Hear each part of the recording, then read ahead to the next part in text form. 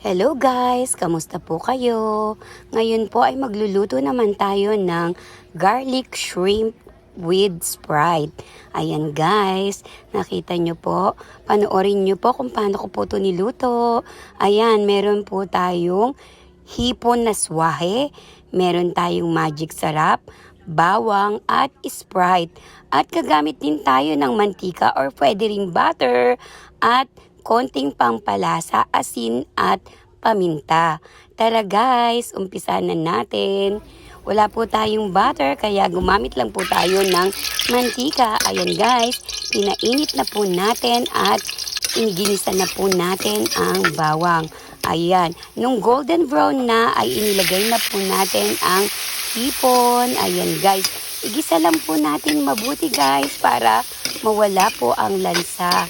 Kaya ayan, igisa lang natin ng igisa. Then after nating maigisa, lagyan na rin natin ng paminta.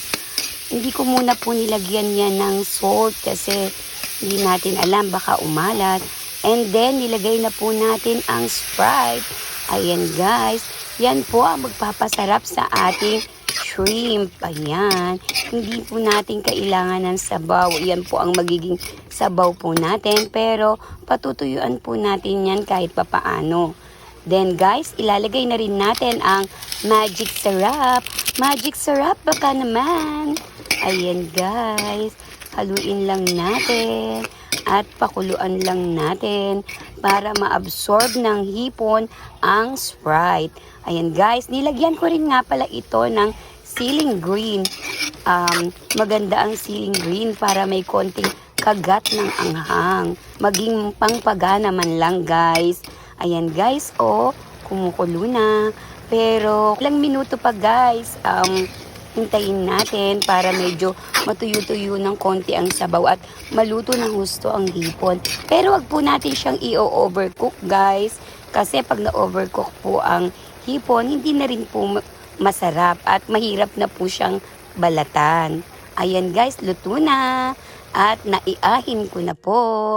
Tara guys, tikman nyo po ang aking garlic shrimp with Sprite. Ayan guys, nakapagsaing na ba kayo guys? Ako nakapagsaing na at siguradong mauubos na naman ang sinaing ko dahil sa masarap na ulam. Favorite ng aming pamilya. Ayan guys, hanggang dito na lang po. Salamat sa panonood. Thank you for watching guys. Follow for more. Bye!